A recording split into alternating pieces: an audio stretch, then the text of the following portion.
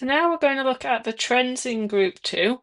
And group 2, remember, was from beryllium to radium, although we're going to focus mostly on magnesium to barium in the study of the group 2 elements.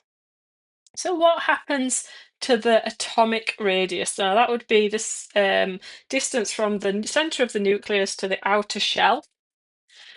What's going to happen as we go down the group? Now, if we contemplate back on our electron configurations, we remember that we were increasing the number of shells as we went down the group, and therefore, if there are more shells, the distance to the outer shell must increase. So our atomic radius increases, and their explanation being as you go down group 2,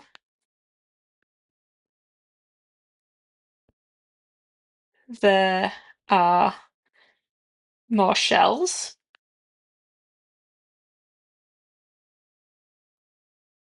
Therefore, there is more shielding.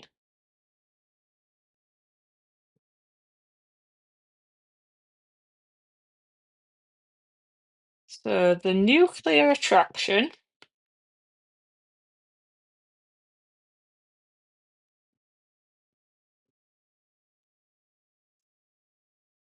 to the outer electrons is less, and radii increases. What about first ionization energy? Well, first ionization energy links to that nuclear attraction to the outer electron.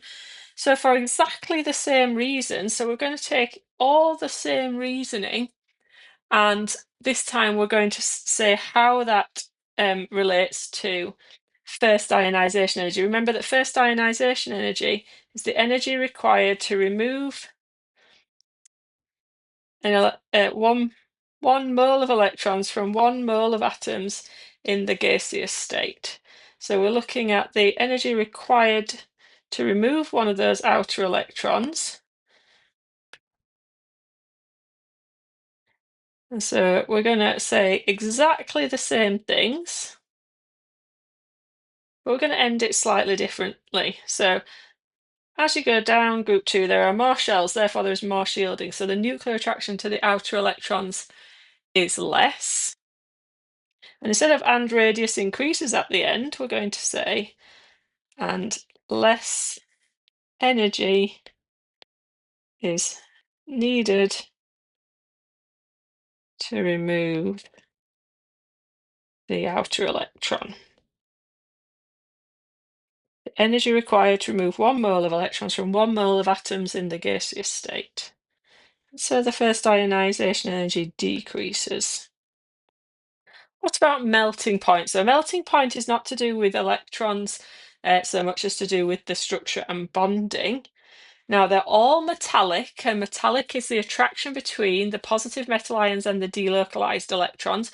But as those positive metal ions increase in size, then that attraction will become less because the center of it, the nucleus, is further away from the delocalized electrons.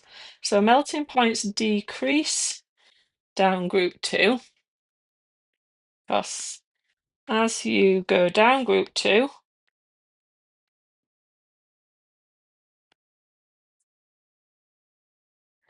the positive ions get larger. So the attraction between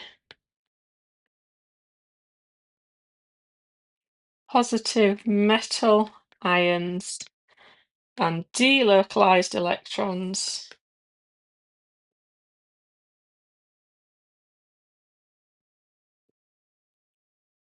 decreases. Less energy is needed to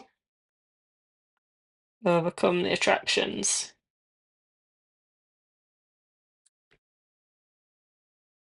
what happens to the reactivity?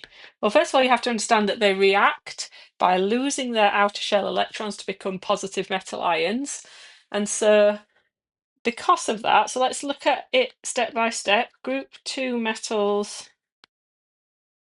react by losing, all metals lose their electrons to become positive ions. They're all oxidized.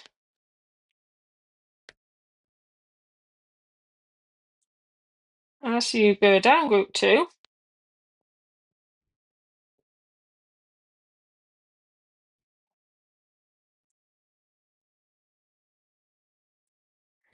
there are more shells,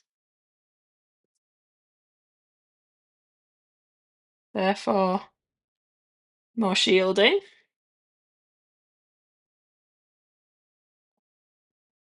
And so it's very similar to those first two, yeah? So the nuclear attraction